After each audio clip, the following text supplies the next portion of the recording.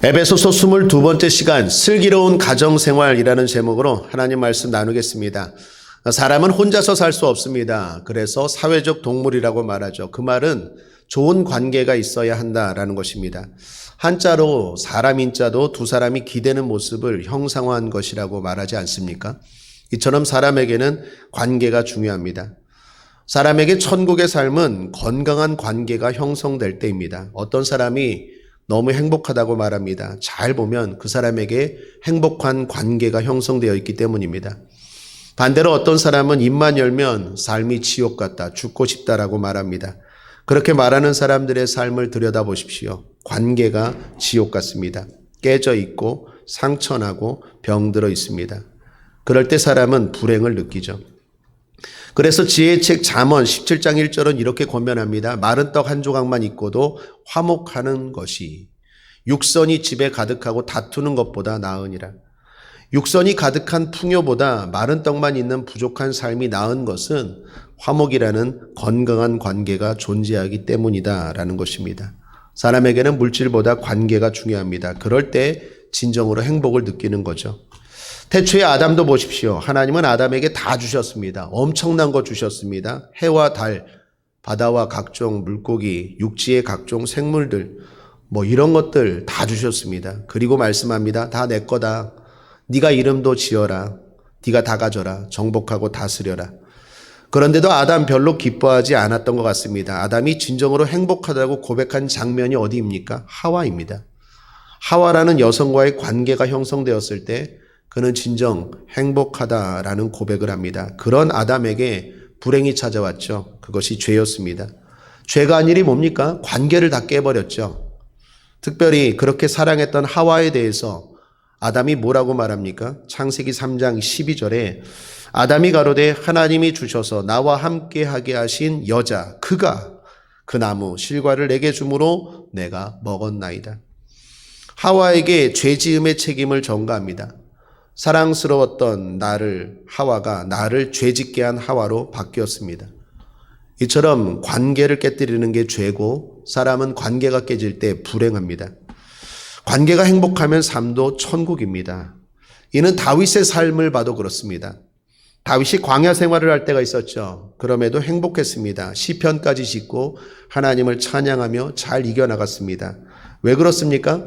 따르는 400명의 무리들이 있었습니다. 그리고 지도해 줄 선지자들도 있었기 때문입니다. 그런 다윗이 죄짓고 무너지는 장면이 나옵니다. 그때가 언제입니까? 아이러니하게도 왕궁에 있을 때입니다. 왕일 때입니다. 모든 것이 풍성한 때입니다. 그런데 그는 공허합니다. 그 마음의 만족감을 느끼지 못합니다. 죄가 틈타죠. 마귀가 역사합니다. 한 여인을 향한 잘못된 감정을 갖고 충성스러운 부하를 죽이고 그녀를 빼앗습니다. 말도 안 되는 어리석은 판단, 행동을 자행합니다. 왜 그렇습니까? 다윗은 겉으로는 왕이었지만 좋은 관계가 없었기 때문입니다. 이처럼 사람에게는요, 물질보다 관계가 중요합니다. 그래서 지혜가 필요합니다. 좋은 관계를 위한 지혜가 필요하다라는 것입니다. 오늘 성경은 관계에 대한 계속되는 말씀입니다. 우리 지난 시간에 부부관계에 대해 살펴봤죠. 아내들아, 남편들아, 부부에 대해서 살펴봤습니다. 또한 다음 시간에는 종과 주인에 대한 관계에 대해 살펴볼 것입니다. 사실 오늘날은 종과 주인은 없죠. 이거 직장 관계라고 보면 될 것 같습니다. 어찌됐건 모두 다 관계입니다. 오늘 본문은 뭡니까? 부모 자녀 관계입니다. 가정 생활에 대한 내용입니다.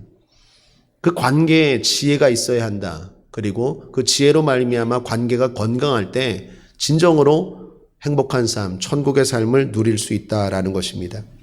사람에게는 누구나 부모가 있습니다. 또한 어떤 사람에게는 자녀가 있죠. 그러므로 사람이라면 항상 이 둘 중에 하나의 관계를 형성하고 있습니다.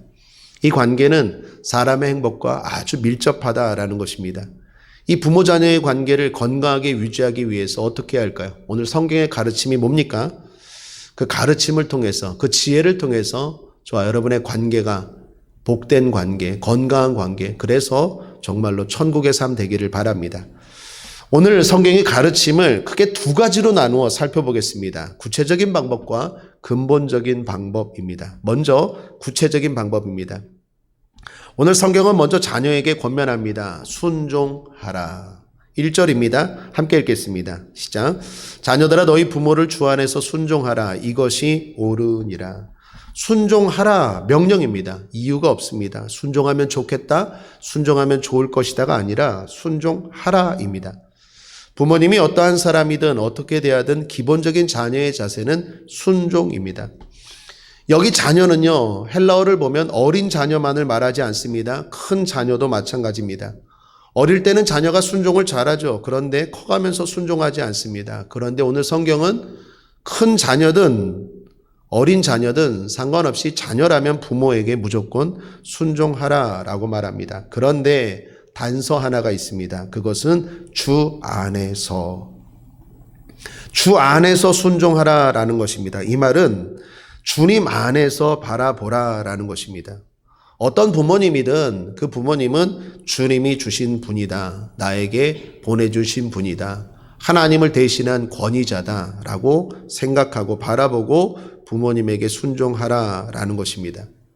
이는 또 다른 의미도 있습니다. 부모님의 말씀이 주님의 말씀과 어긋날 때가 있습니다. 다시 말하면 잘못된 것에 순종을 요구할 때가 있습니다. 예를 들면 그런 일은 흔히 없겠지만 부모님이 죄를 지으라 라고 말합니다. 또는 예수를 믿지 말라, 또는 교회를 가지 말라, 예배를 드리지 말라, 기도하지 말라, 이런 것들도 순종해야 됩니까? 아닙니다. 주 안에서 순종하는 것입니다. 그러니까 주 밖에서 순종이 아니라 기본적으로 부모님 말씀에 순종하지만 주 안에서, 주 밖에 어긋나는 것은 말고 주 안에서 순종하라라고 말합니다. 또한 공경하라고 말합니다. 2절 상반절에 보면 내 아버지와 어머니를 공경하라. 여기 공경이라는 말은 히브리어로 카바드입니다. 카바드는 무겁다라는 의미가 있습니다. 그렇습니다. 부모님의 말씀을 무겁게 여기라라는 것입니다. 그것은 그만큼 중요하게 생각하라라는 거죠. 잠언에도 보면 잠언 23장 22절에 너 낳은 아비에게 청종하고 내 늙은 어미를 경히 여기지 말지니라 라고 말합니다. 자녀들에게 늘 일관되게 성경이 가르치는 게 뭡니까? 부모님을 중하게 부모님의 말씀, 부모님 귀중하게 무겁게 여겨야 한다라는 것입니다. 이처럼 성경은 자녀에게 행복한 관계, 부모 자녀의 관계를 위해서 먼저 자녀로서 순종하고 공경하라라고 요구합니다. 그러면서 오늘 성경은 두 가지의 이유를 덧붙입니다. 하나는 1절에 이것이 옳으니라. 무슨 말입니까? 도덕적으로, 윤리적으로 당연하다, 마땅하다라는 얘기입니다. 사람은 동물과 다르게 도리라는 게 있죠. 이것이 사람 사는 도리에 맞다라는 것입니다. 그게 사람다운 것이다라는 거죠. 동물이 아니라면 부모를 순종하고 공경하는 게 맞다라는 이야기입니다. 그리고 또 하나는 3절입니다. 덧붙였는데 이는 내가 잘되고 땅에서 장수하리라. 잘되고 땅에서 장수한다는 것은 하나님의 복을 상징하는 거죠. 하나님이 복을 주신다라는 것입니다. 그러므로 자녀들아 내 부모님에게 순종하고 공경하라. 이것이 사람답게 사는 것이고 잘 사는 거다, 복 받는 거다. 이게 성경의 가르침입니다. 그런데 왜 성경은 오늘 이런 부연 설명을 했을까요? 약속까지 덧붙였을까요? 사실 그 다음에 부모들아 자녀를 사랑하라, 양육하라 라고 말하면서 한 절이거든요. 근데 자녀에게는 세 절이나 되고 그리고 약속까지 덧붙였어요. 왜 그럴까요?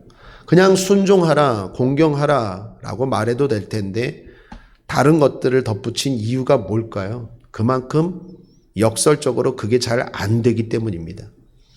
흔히 사랑은 내리사랑이라고 말하죠. 올리사랑은 힘듭니다. 마치 물이 위에서 아래로 내려오는 것처럼 내리사랑은 가르치지 않아도 잘합니다.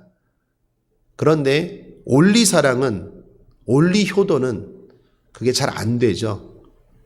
그만큼 힘들고 안 되기 때문에 이걸 붙여놨다라는 것입니다. 여러분 미물도 보십시오. 자기 자식을 사랑하는 것은 잘합니다.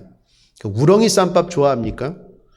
우렁이 이야기를 제가 들었는데 우렁이는 제 몸속에 알을 낳는다고 합니다. 그러면 새끼들이 그곳에서 어미살을 파먹으면서 자란대요. 그렇게 새끼들이 크게 자랄 때쯤이면 어미는 빈 껍데기만 남는 거예요.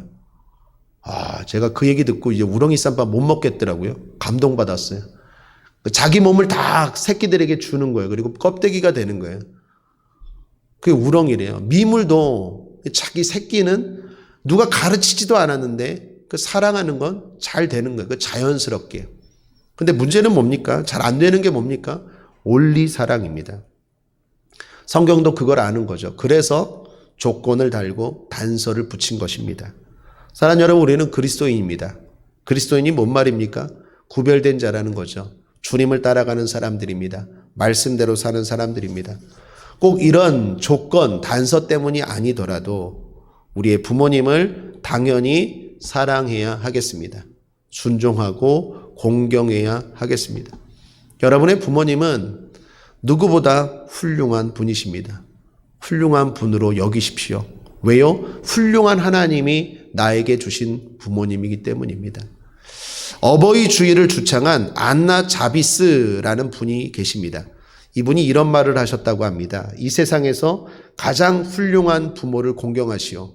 바로 당신의 부모님 말입니다. 멋진 말이죠. 여러분의 부모님이 가장 훌륭한 부모입니다. 세상에서 그렇게 생각하고 그렇게 여길 때 하나님이 그렇게 만들어주시고 또한 복을 주실 줄 믿습니다. 그게 슬기로운 가정생활의 첫 번째 지혜입니다. 둘째로 부모에게는 자녀를 양육하라라고 권면합니다. 4절을 보십시오. 함께 읽겠습니다. 시작.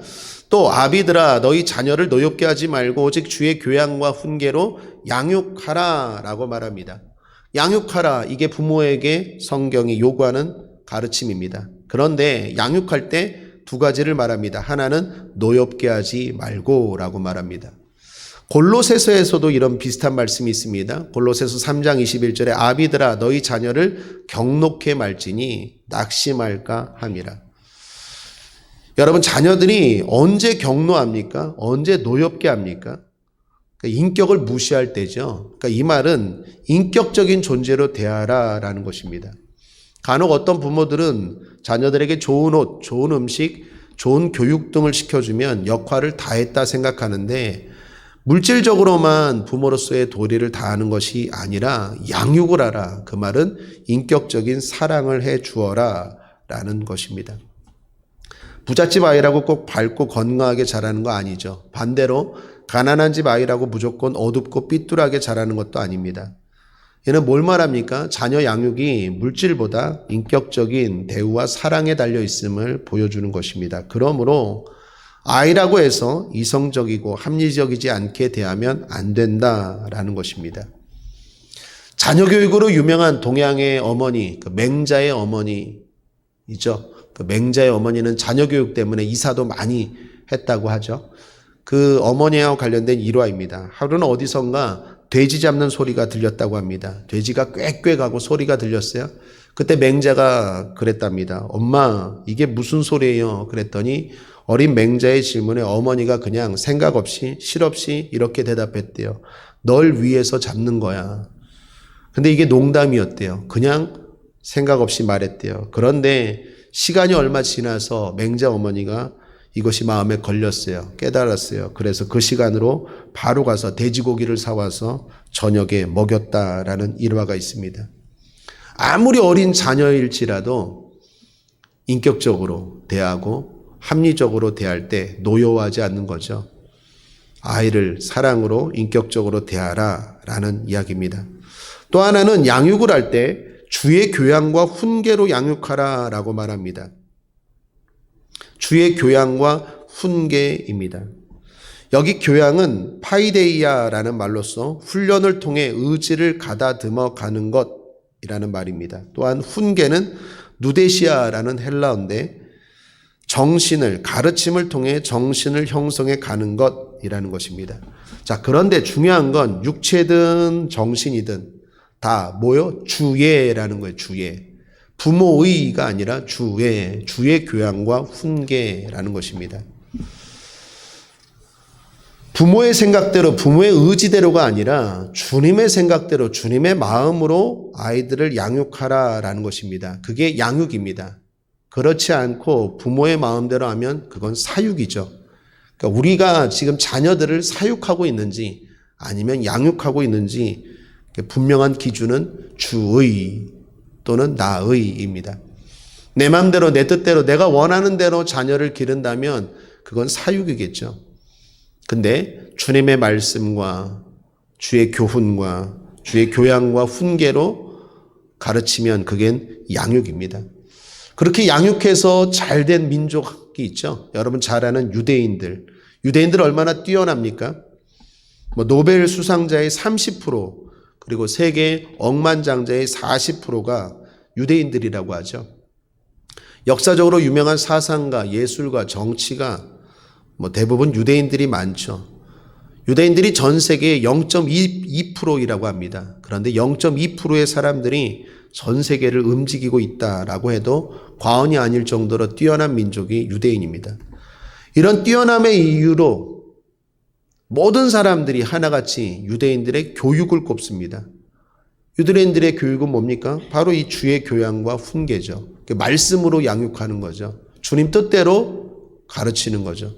유대인들은 테필린이라는 거 있지 않습니까? 각 집마다 아이들이 항상 그 말씀을 기록한 두루마리를 이마와 손목에 대고 늘 그걸 읽고 가까이 하고 그 말씀을 암송하고 묵상하고 그것이 다른 거 없어요. 그것이 유대인들을 뛰어나게 했다라는 게 모든 교육학자들의 공통된 그 가르침 아닙니까?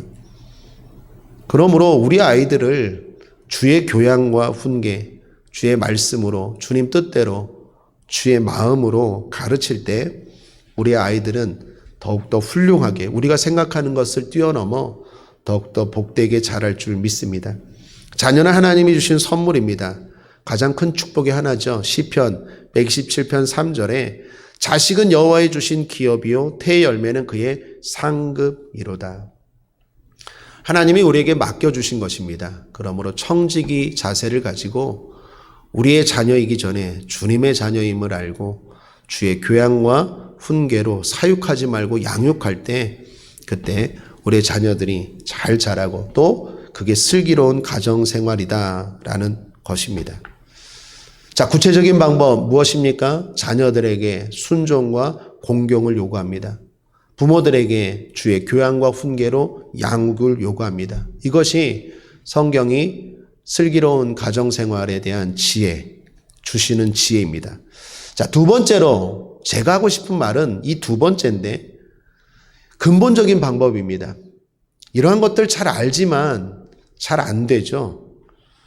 그래서 오늘 더 중요한 것이 저는 이 후반부라고 생각합니다. 건강한 부모 자녀의 관계를 위해서 근본적인 방법이 뭘까요? 여기 오늘 중요한 단어 하나를 놓치면 안 되는 게 주 안에서라는 그 단어를 계속 보셔야 돼요. 여러분, 우리가 알다시피 앞에 에베소서에서 주님과 하나 된다고 말했죠.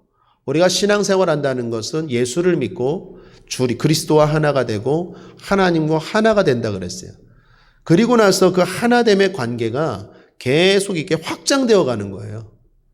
부부 관계로, 부모 자녀 관계로, 직장 관계로 이렇게 확장되어 가는 거예요. 그러니까 예수님을 잘 믿는 사람은요, 교회 생활만 잘하는 게 아니에요. 결코. 예수님을 잘 믿는 사람은 가정 생활도 잘하고 사회 생활도 잘한다는 거예요. 예수님과의 관계가 우리 십자가 볼 때 십자가가 위에서 아래로 하나님과 나와의 관계만이 아니라 하나님과 나와의 관계가 바로 서면 옆으로도 바로 선다는 거예요. 그걸 지금 에베소서가 보여주고 있는 거예요. 앞에서 우리에게 제일 중요한 관계, 마귀가 깨뜨렸던 하나님과 우리와의 관계가 회복되는 것, 거기서 그 관계가 끝이는 게 아니라 그 관계, 하나됨의 관계, 하모니의 관계가 계속해서 확장되어서 가정관계, 그리고 직장관계, 부모 자녀의 관계로 나아가야 된다라는 것입니다. 그러므로 예수 믿기 전에는 부부가 남편과 아내만 있었다면 이제 예수 믿고 나서는 그 관계 속에 주님이 들어가십니다. 주님이 개입하세요. 부모 자녀 관계도 마찬가지입니다. 예수 믿기 전에는 부모 자녀만 있었지만 예수 믿고 나면 그 가운데 주님이 함께 하는 것이다 라는 것입니다. 그래서 이 일은 영적인 일이다라는 것입니다. 이 말이 중요합니다. 영적으로 봐야 돼요. 우리의 모든 관계는 영적인 일입니다. 그것은 영적으로 보라는 것이고 또한 영적으로 해결하려고 노력해야 한다라는 거예요. 그래서 에베소서 6장에서 11, 12절 말씀이 핵심입니다. 우리 함께 한번 읽겠습니다. 시작. 마귀의 계계를 능히 대적하기 위하여 하나님의 전신갑주를 입으라. 우리의 씨름은 혈과 육에 대한 것이 아니요 정사와 권세와 이 어두움의 세상 주관자들과 하늘에 있는 악의 영들에게 대함이라. 이 말씀은 앞에 모든 것의 결론에 해당되는 말씀입니다. 우리의 모든 삶의 현장이 영적 싸움터라는 거예요. 부부관계, 부모-자녀 관계, 형제관계, 직장에서 선후배 관계, 이런 관계 가운데 마귀가 역사한다라는 것입니다. 마귀가 공격합니다. 마귀가 있습니다. 그러니까 이런 관계들을 영적으로 바라보고 영적으로 해결하려고 노력해야 된다라는 거예요. 그 관계를 깨뜨리는 마귀가 있다라는 거예요. 왜 관계를 깨뜨립니까? 다시 말합니다. 사람은 관계가 깨지면 불행해지거든요. 지옥 같은 삶을 살거든요. 그래서 예수를 믿는 사람은 이 관계 속에서 반드시 영적인 시각으로 바라보고 영적으로 해결하려고 노력해야 한다는 거예요.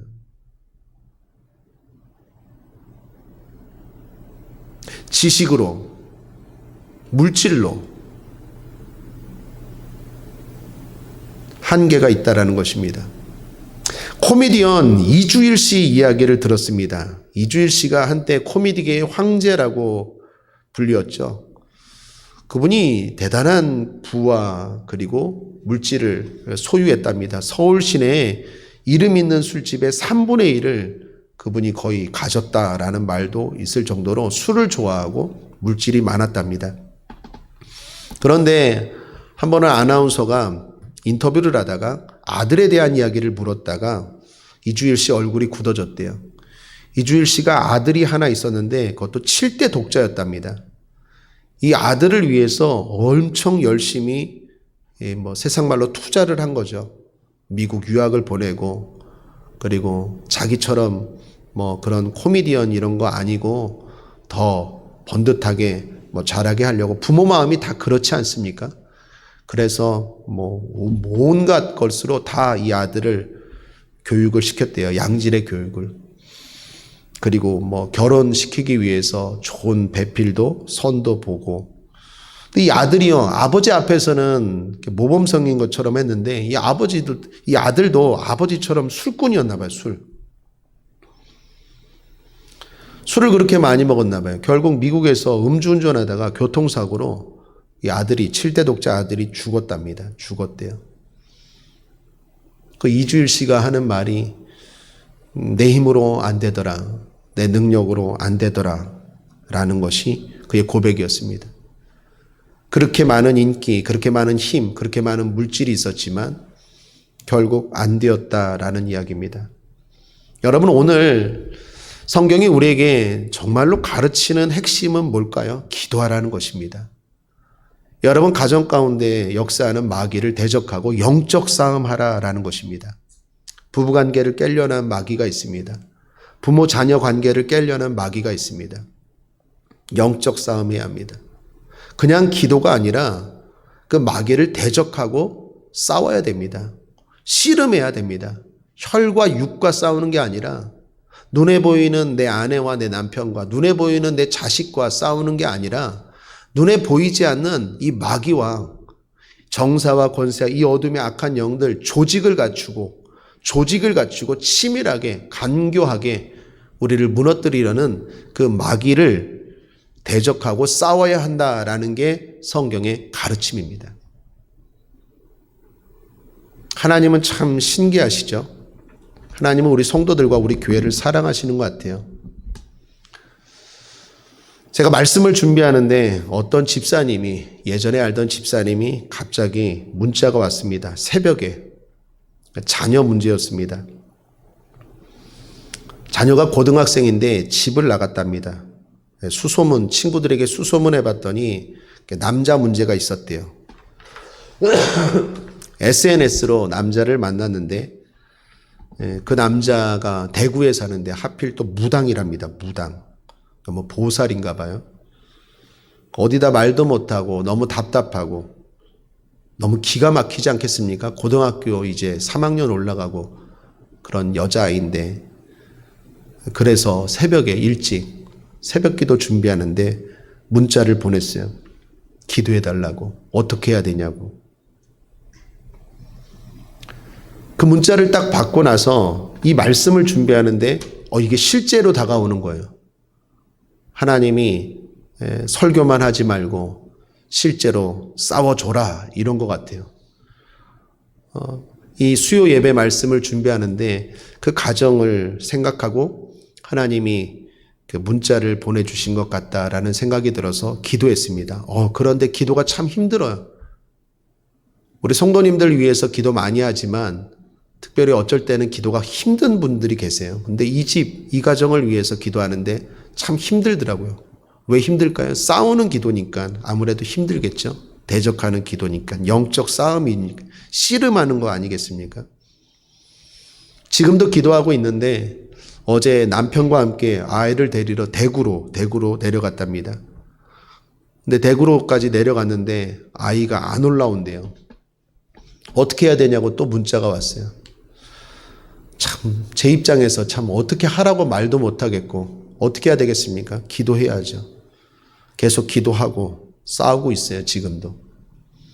사랑하는 여러분, 내 힘으로 안 됩니다. 내 자식 내가 낳았다고 아무리 좋은 교육, 아무리 많은 물질을 해준다고 해서 꼭 좋은 훌륭한 인물이 되는 게 아닙니다. 인격적으로 대하고 사랑으로 대하고 무엇보다 믿음으로 기도해 주어야 될 줄 믿습니다. 그게 좋은 부모입니다. 영적 싸움 하십시오. 기도하십시오. 마귀가 더 역사하기 전에 우리 자녀들을 위해서 기도하고 또 부모님을 위해서 기도하고 여러분의 가정을 위해서 기도하십시오. 특별히 권면합니다. 씨름하며 기도하십시오. 대적하며 기도하십시오. 마귀를 생각하고 보이지 않지만 존재하는 마귀, 그 마귀를 의식하고 대적하고 기도하십시오. 그럴 때 우리의 삶에, 우리의 가정에 진정한 행복한 관계가 임할 줄 믿습니다. 이 문제가 그 가정만의 문제는 아닐 거예요. 어쩌면 우리 가정에 모두 다 자녀로 인해서 또는 부모님과의 관계에서 어려움이 있는 성도들이 많을 거라고 생각합니다. 그리고 앞으로도 이 문제는 계속될 거예요. 주님 오실 때 종말이 가까울수록 이 문제는 더 심각해질 거예요.